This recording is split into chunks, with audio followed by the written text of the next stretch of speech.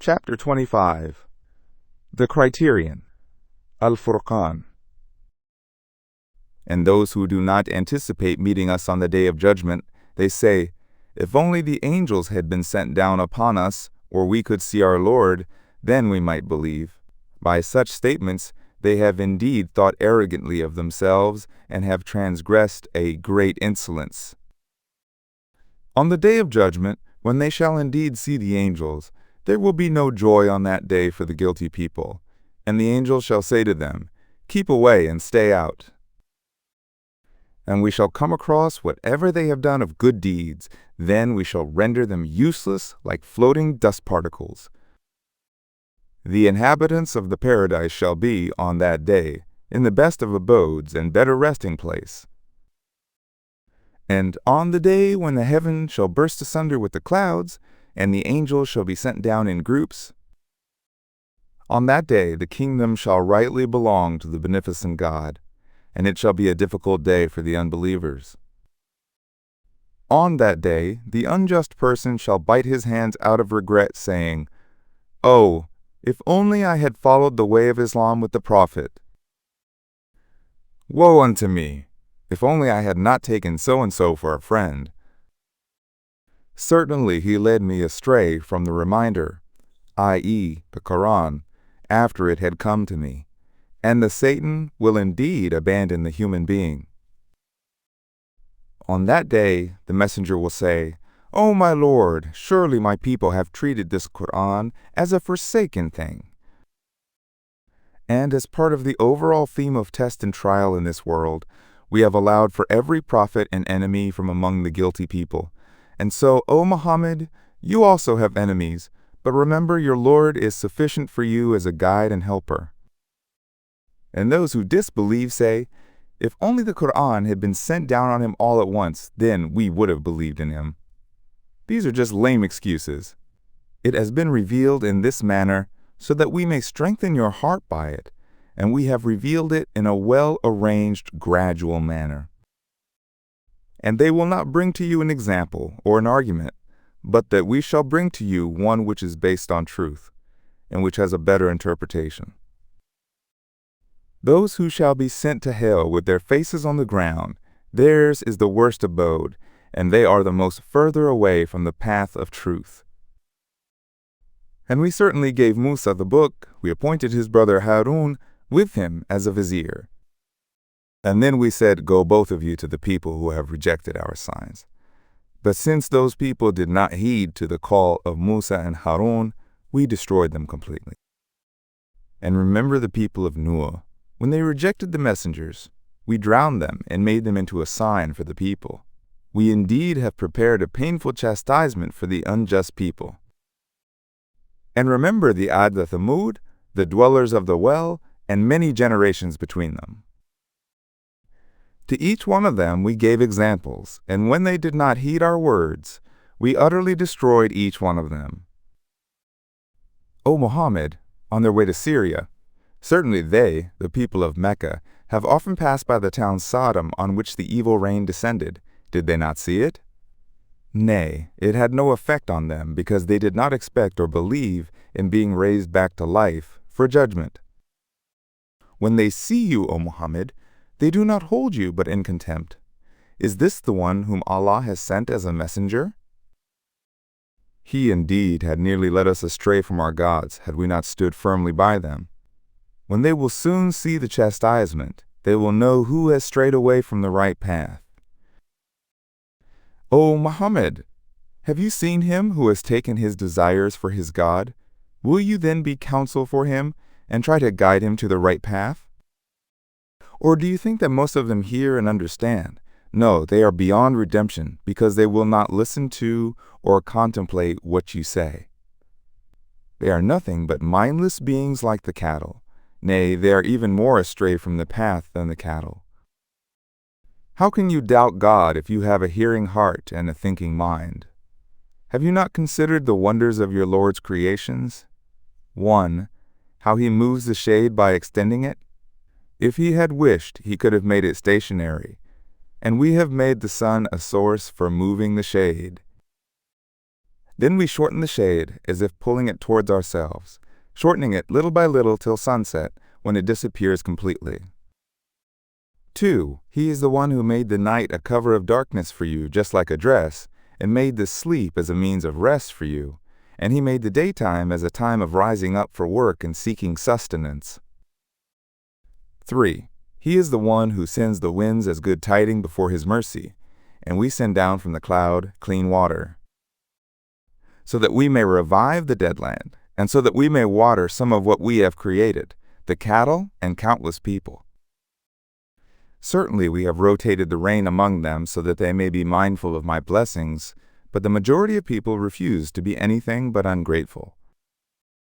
If we had wished, we could have certainly raised a prophet as a warner in every town, but we decided to send you, O Muhammad, as a prophet for all people. So do not follow the unbelievers, and strive against them intellectually through the Quran, a mighty struggle. 4. He is the one who has joined the two seas. One is fresh and sweet, while the other is salty and bitter, and he made between them a barrier and a prohibited border. 5. He is the one who has created a human from a water drop, then he created for him relatives based on lineage and marriage. Surely your Lord is powerful. Despite all these signs of God's power and glory, they, the people of Mecca, worship, other than Allah, the idols that can neither benefit them nor harm them. Indeed, the unbeliever, Abu Jahl, the leader of Mecca idolaters, is a party against his Lord. O Muhammad, we have not sent you, but as a bearer of good news for the believers, and a warner of chastisement for the unbelievers. Therefore, say to these people, I do not ask of you any wage for this work, except that whosoever agrees he should take the way which leads to his Lord. And in your work, O Muhammad, trust the living God who will not die, and sing his praise, and do not care about the unbeliever's reaction, because it is sufficient that he, Allah, is aware of the sins of his servants. The one who created the heavens and the earth, and whatever is between the two, in 6 periods of time, and then he sat down upon the throne. He is the beneficent God. Therefore, ask him about the realities of the universe, because he is well aware of all things. And when it is said to them, bow down in prostration to the beneficent God, they say, and what is this beneficent God? Should we bow down in prostration to what you bid us? And so their hatred towards God increases. They do not realize that blessed is he who made constellations for the sun and the moon in heaven, and made therein a lamp, i.e., the sun, and a shining moon. He is the one who made the night and the day to follow one another as a sign for one who is mindful of Allah's glory or wishes to be grateful. The committed believers are the servants of the beneficent God. They are 1. Those who walk on the earth with humility. 2. And when the ignorant people address them with useless statements, they respond with a simple answer of peace. 3. Those who pass the night for the love of their Lord in prayers, prostrating and standing.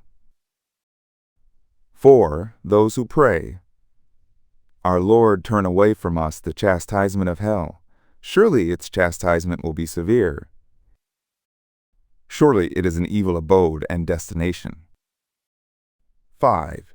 And when they give charity, they are neither extravagant nor niggardly. Rather, they are firmly between the two extremes. 6. Those who do not call upon another God other than Allah. 7. They do not kill the soul which Allah has forbidden, except when it is justified in case of retaliation or legal punishment. 8. And they do not commit adultery. And whosoever commits these sins, polytheism, murder, and adultery, he shall indeed face the consequences of sins, and on the day of resurrection, the chastisement will be doubled for him, and he shall abide in it with humiliation. Except the one who repents, believes, and does good deeds. These are the people for whom Allah shall change their evil deeds into good. And Allah surely is forgiving, merciful.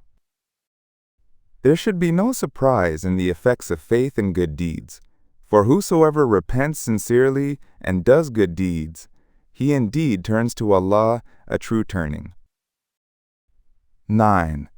The servants of the merciful God are those who do not bear witness falsely. 10. And when they pass by a vain person or situation, they pass by with dignity. 11. And those who do not react as deaf and blind when they are reminded of the revelations of their Lord. 12. And those who pray, O our Lord, make our wives and our children the joy of eyes for us, and place us leaders of the righteous ones. These servants of the merciful God shall be rewarded by the high palaces in paradise for having patience during the trials and sufferings of the worldly life, and therein they shall be welcomed by the angels with greetings and salutations. In it they shall live forever. It is indeed a good abode and destination. Referring to the unbelievers of Mecca, Allah commands the Prophet, say, My Lord would not have cared for you at all had not been for your prayer, and so He sent me to you. But you have rejected His message, and so its consequences will soon cleave to you. Chapter 26. The Poets. Ash-Shu'ara. Ta-Sin-Mim. These surely are the verses of the clear book. And perhaps you, O Muhammad, will kill yourself with grief, because they, the Meccans, are not becoming believers. But do not grieve for their sake. If we wished, we could have sent down upon them a sign from the heaven, so that their necks will continue to be submissive to it, and why should we do so? Never does a new reminder come to them from the beneficent God but that they turn away from it. Now that they have rejected the message of Allah, the dire news of the consequences of what they were ridiculing will soon come to them. How can they persist in rejecting God? Do they not reflect upon the earth? How many of every good pair of vegetation have we caused to grow in it and guided it to fruition? So how could Allah leave humans without guidance? In that is surely a sign for those who want to reflect, but alas, most of them will not believe. And Allah will chastise them, for surely your Lord is the Mighty, the Merciful.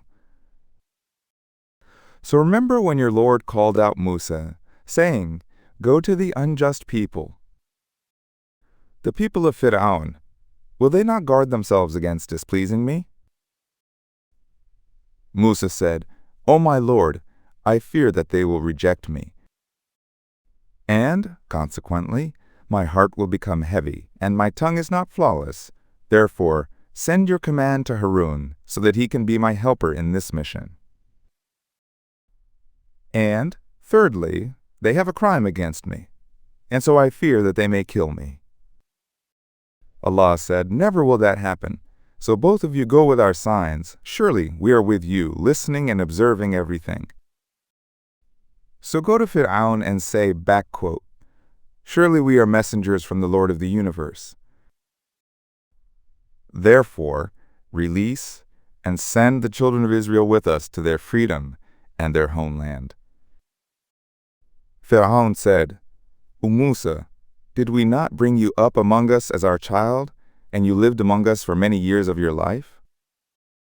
And then you did your deed, i.e., killing the Egyptian, that you did, and now you come to me claiming to be a messenger.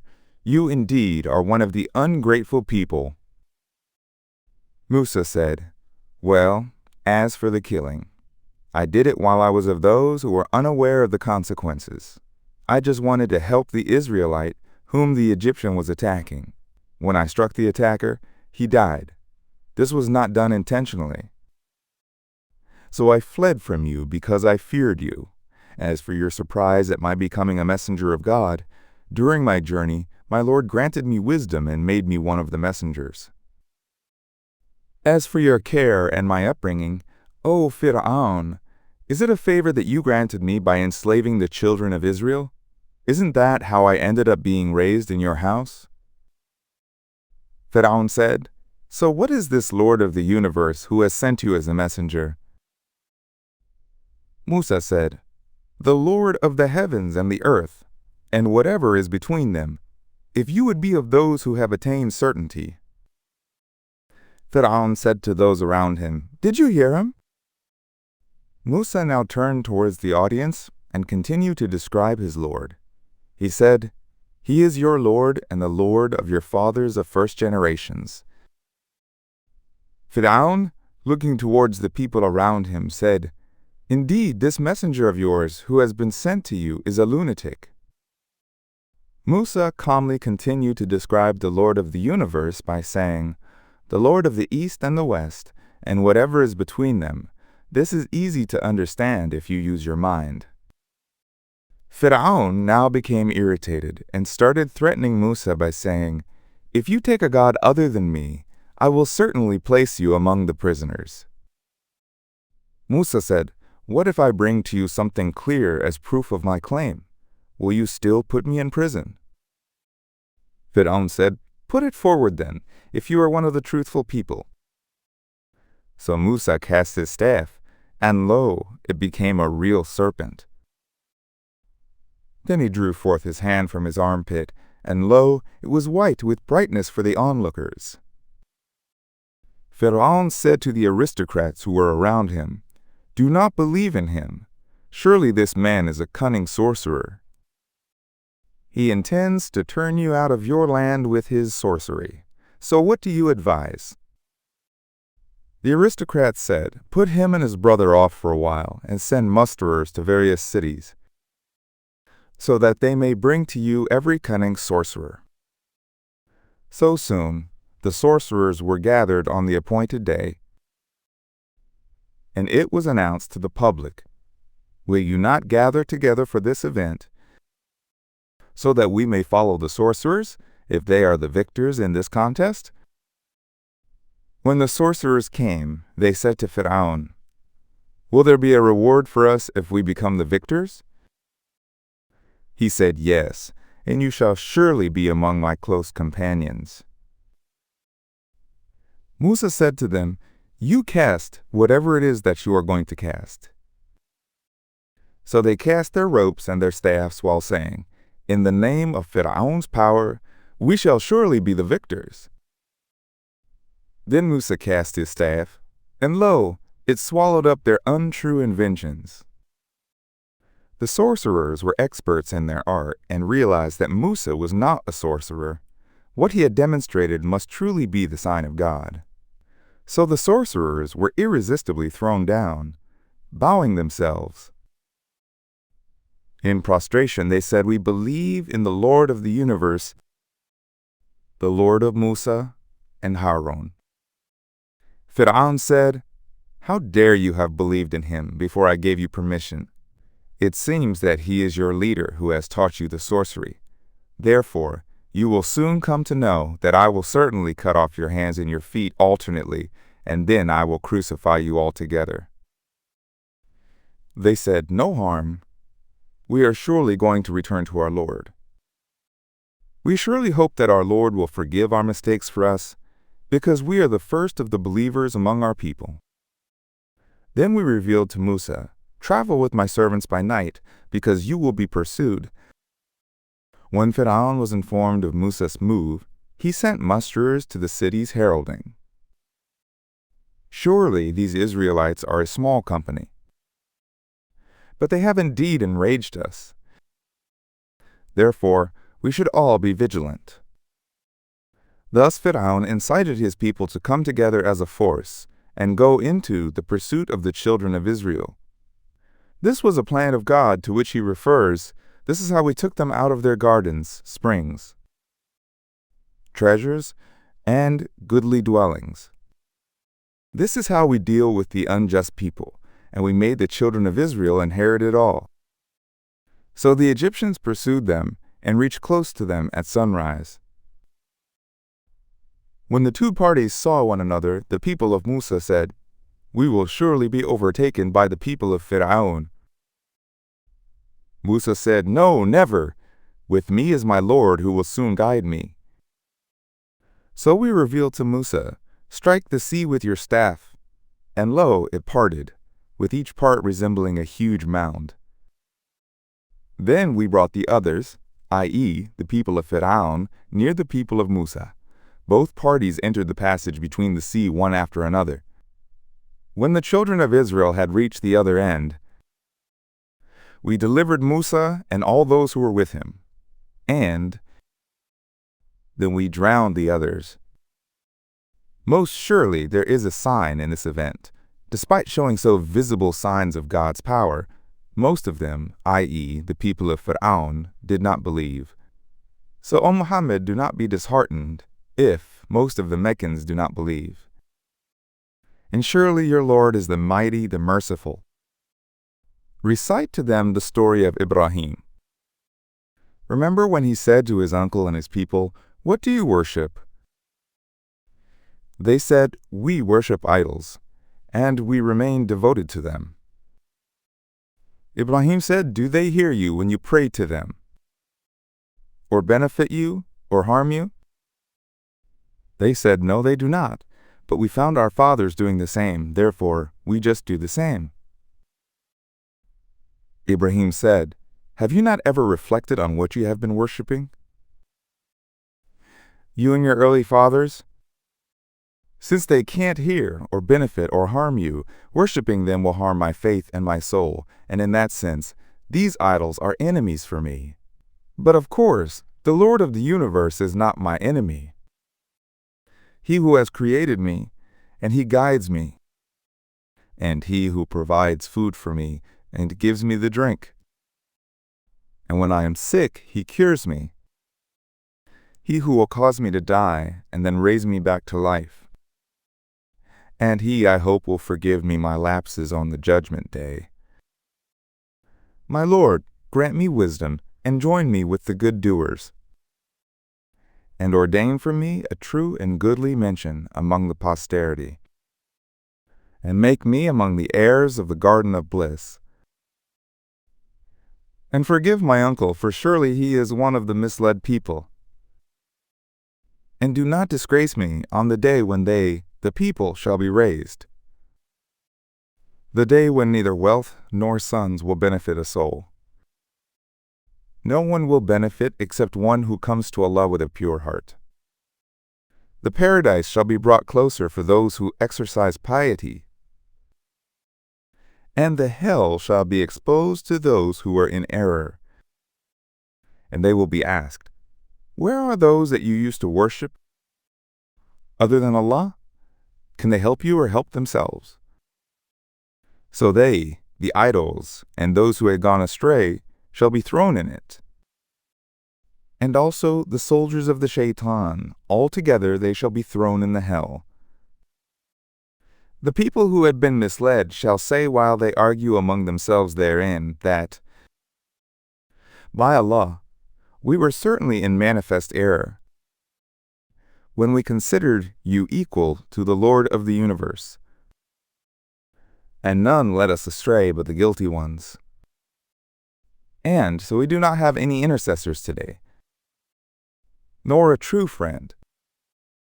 If we were to be returned to the world, we would certainly be among the believers."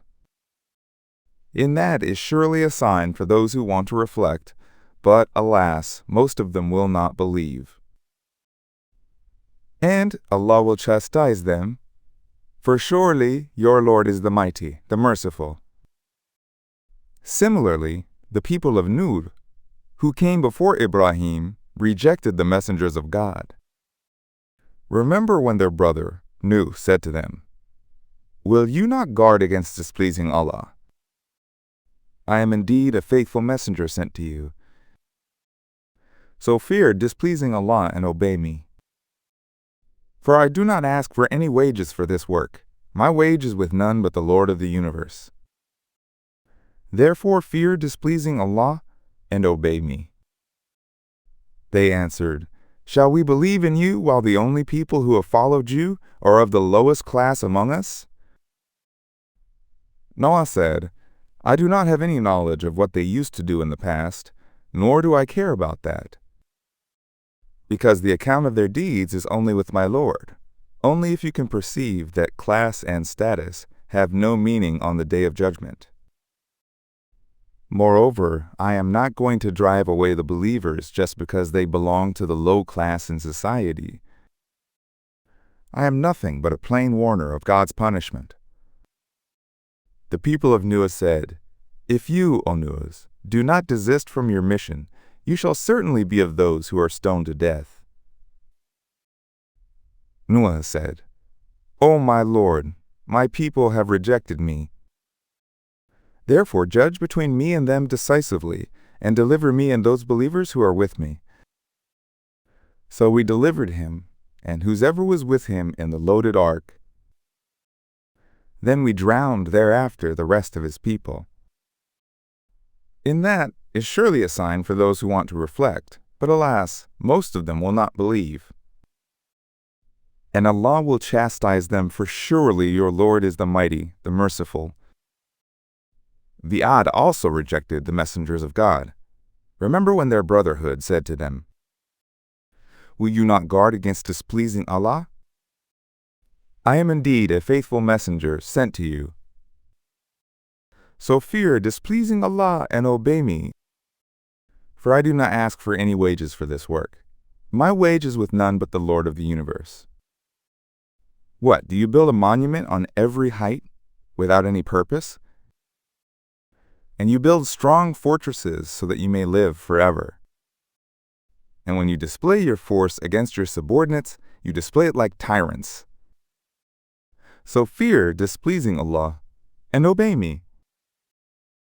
Once again, I advise you to guard yourselves against displeasing Him, who has given you abundance in things that you know. He gave you abundance in cattle, children, gardens and fountains. If you do not be grateful and exercise moderation, I surely fear for you the chastisement of the great day of judgment.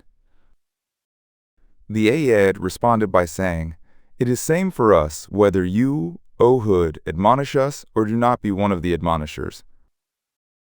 All this that you are saying is nothing but ideas from customs of the ancient people, and we are not going to be chastised.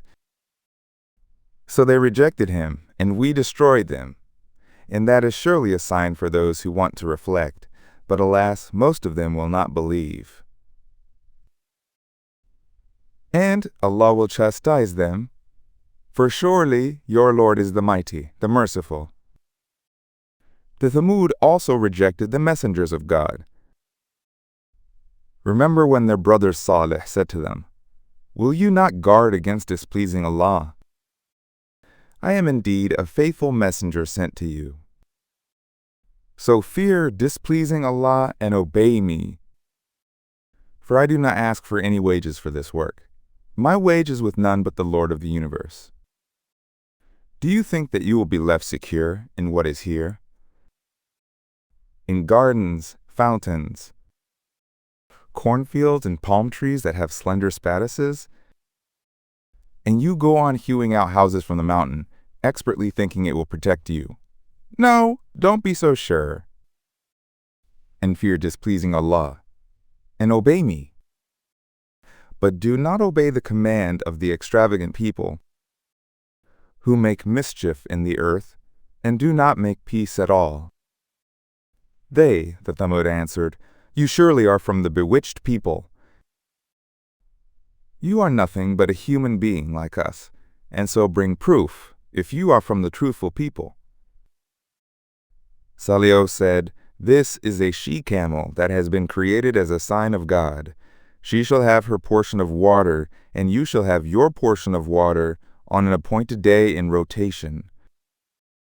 And do not harm her, otherwise the chastisement of the great day will seize you. But they did not listen to Prophet Salih's advice and slew her. Then they became remorseful, but it was too late. The chastisement that Salih had promised seized them.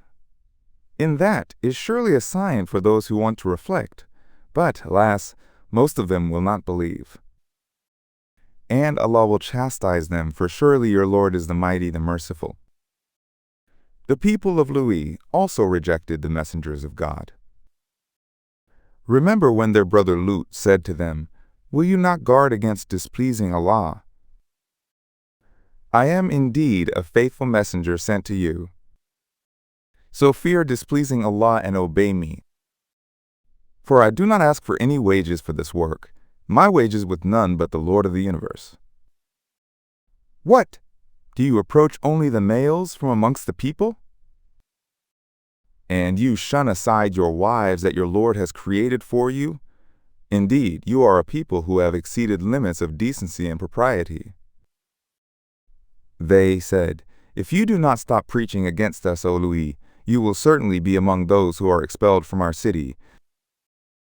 Loing said, I do not care if you expel me from your city. I surely am among those who abhor your act of indecency. Oh, deliver me and my family from what they do. I cannot bear to see the evil they do.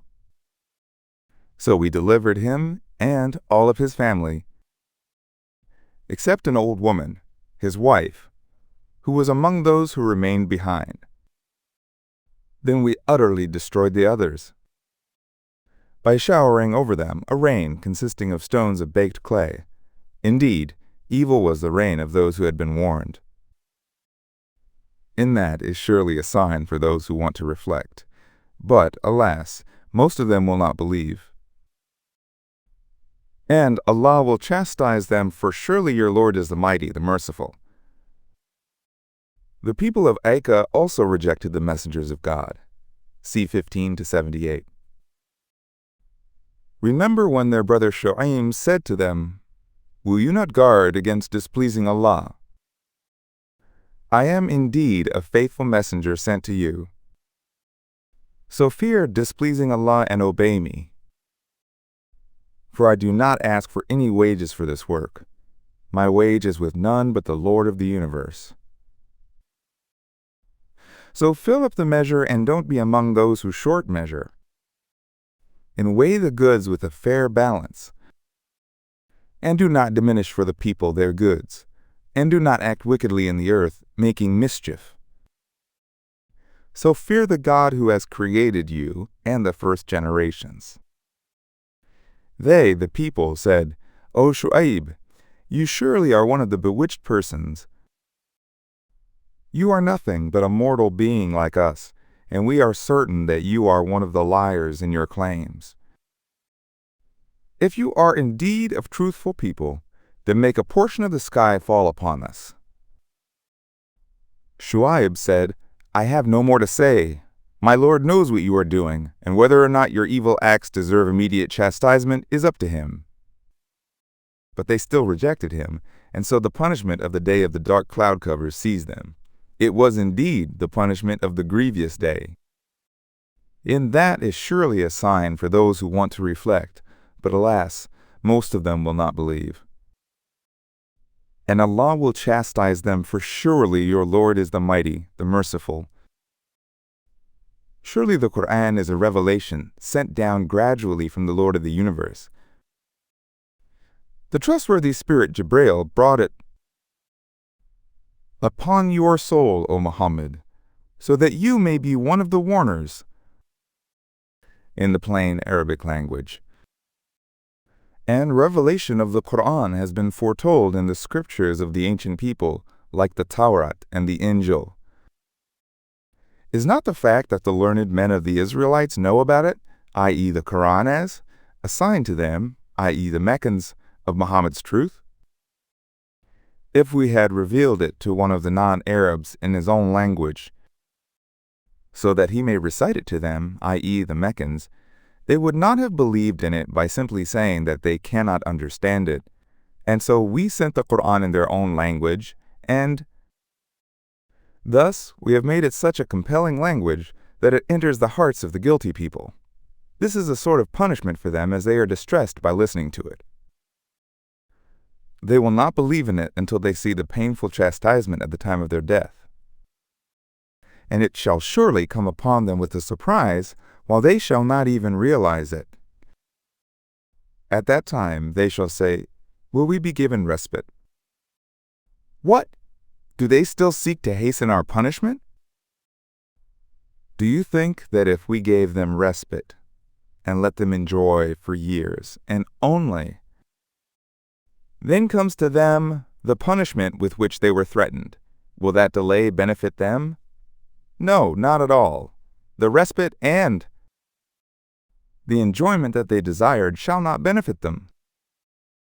We did not destroy the inhabitants of any town except after sending to it prophets as warners who provided the reminder to them, and we surely are never unjust even while we punish the evil people.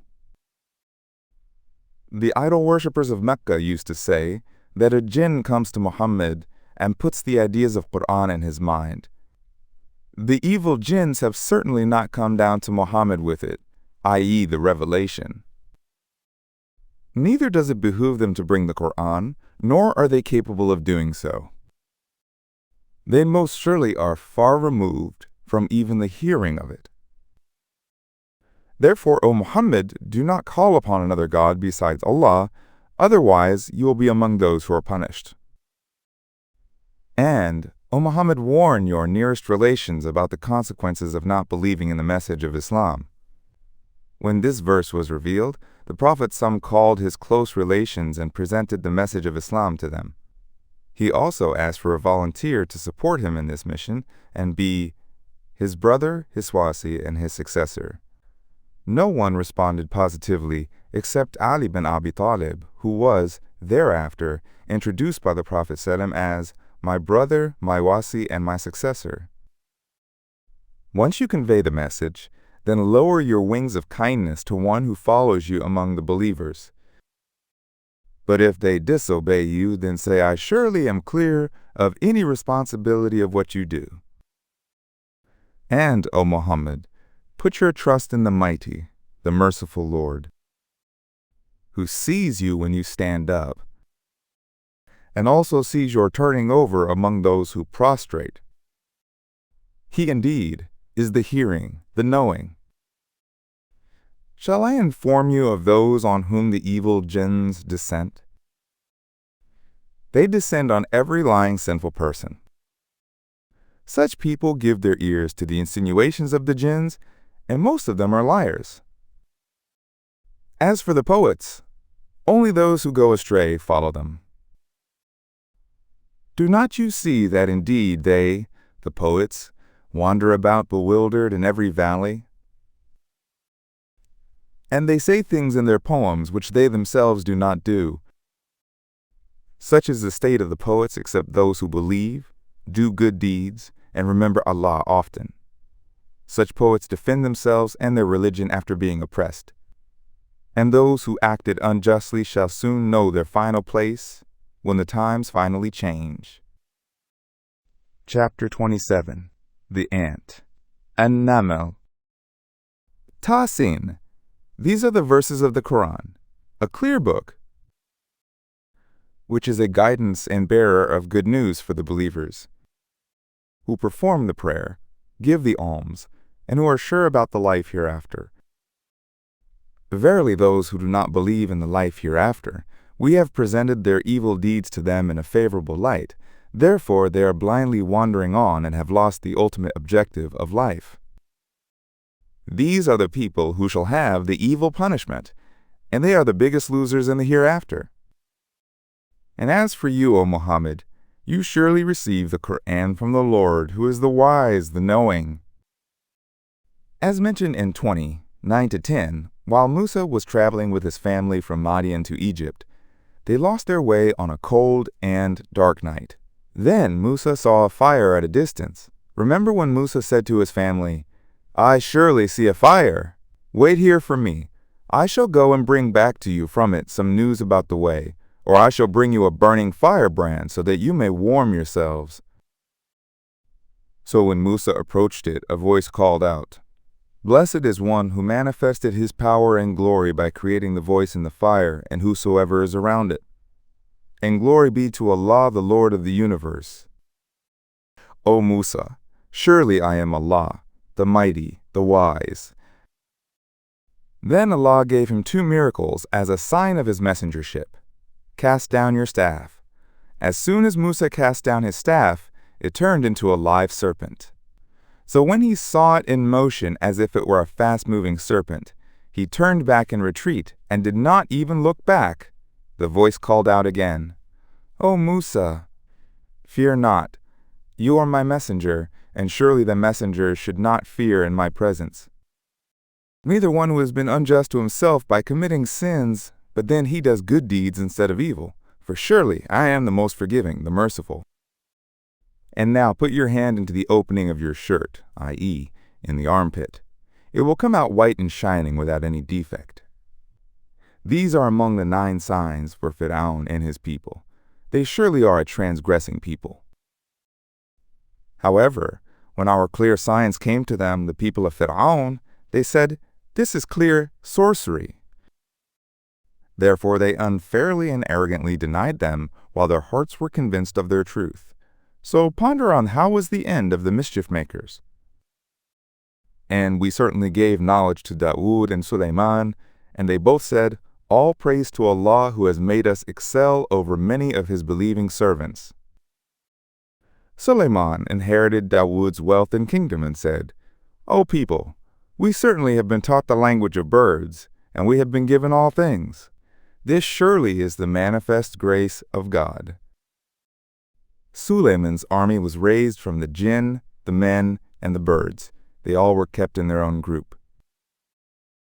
Then this unusual army of Sulaiman went on a march with him until they entered the valley of Naml in Syria. Upon arrival in that valley, the chief ant announced, "O ants, enter your houses so that Sulaiman and his armies do not crush you, while they do not even realize that you are under their feet." Sulaiman was able to hear this announcement. It made him realize the blessings of God given to him, so he smiled and laughed at her statement and said, "O my Lord, grant me the ability to be grateful for your favors that you have bestowed upon me and my parents, and to be able to do a good deed that would please you, and admit me by your mercy among your good servants." Then he reviewed the birds and said, "How is it that I do not see the hoopoe? Is it because he is of the absentees? If that is the case, then I will certainly punish him with a severe punishment, or even slaughter him, unless he should bring me a good excuse for his absence." So Sulaiman waited not very long until the hoopoe came back. When Sulaiman asked the bird about its absence, the bird said, "I came to know of what you have not yet come to know. I have come to you with concrete information from Sheba, the capital of Yemen. Verily, I found a lady ruling over them. She has been blessed with abundance, and she has a mighty throne. I found her and her people worshipping the sun instead of Allah. It seems that the shaitan has presented for them their evil deeds in a favorable light, and has therefore turned them away from the right path, so they are not guided aright. And, therefore, they do not worship Allah who brings forth what is hidden in the heavens and the earth, and who knows what you hide and what you expose. Allah, there is no God but He, the Lord of the mighty throne." Upon hearing this, Sulaiman said, "We will see whether you are truthful or whether you are one of the liars." Sulaiman wrote a letter addressing the Queen of Sheba and her people, and ordered the hoopoe, "Go with this letter of mine and deliver it to them. Then turn away from them and see what kind of answer they return to us." The hoopoe took the letter and delivered it to the Queen of Sheba. She gathered her councils and said, "O chiefs, an honorable letter has been delivered to me. It is from Sulaiman, and it says, 'In the name of Allah, the Beneficent, the Merciful. Do not rise against me, and come to me in submission.'" Then the queen said, "O chiefs, give me advice in this affair of mine. As you are aware, I never make a final decision on an issue until you are in my presence and until I have heard your advice." They replied, "Do not be so worried because we have the power and formidable courage to face any enemy. The final word is yours. Therefore, see what you like to decide. We will obey whatever you say." She said, "If we adopt a hostile attitude, it could end in war, and as you know, when the kings enter a city after victory, they put it to ruin, and they turn the noblest of its citizens into the most humiliated. And this is what they do most of the time. Therefore, I will not take a hostile attitude. I would like to know more about Sulaiman before making my final decision. I will, therefore, send a present to them, and shall wait to see what response the messengers bring back." When the messenger came to Sulaiman with the gift, he was not impressed at all with it. He said, "Are you trying to please me with your wealth?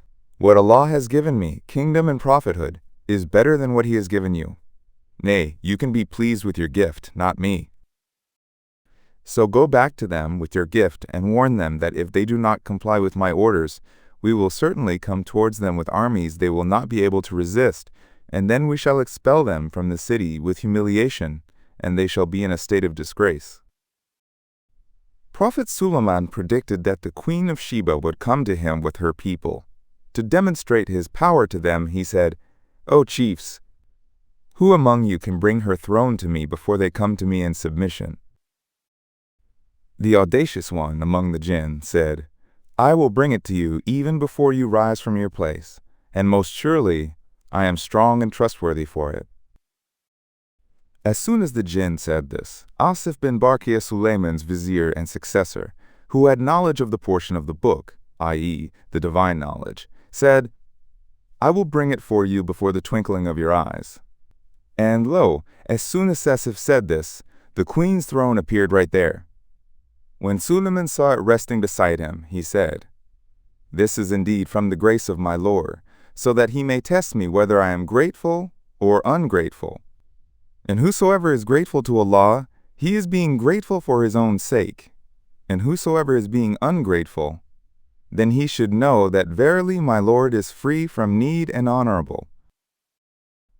Just before the arrival of the Queen of Sheba, Sulaiman said, "Alter her throne for her, so that we shall see whether she follows the right way, or is she of those who are not rightly guided."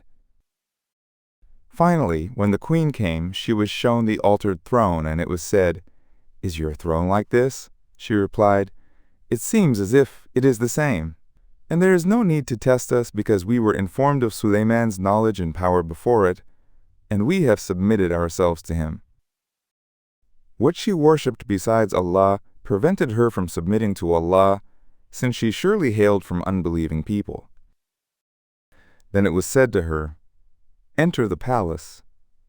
When the queen saw the courtyard of the palace, she thought it was a great expanse of water, and, therefore, she bared her legs by lifting the dress a little so that it may not get wet. Sulaiman said, "Do not worry about your dress getting wet. This is a palace whose floors have been made smooth and shining with glass."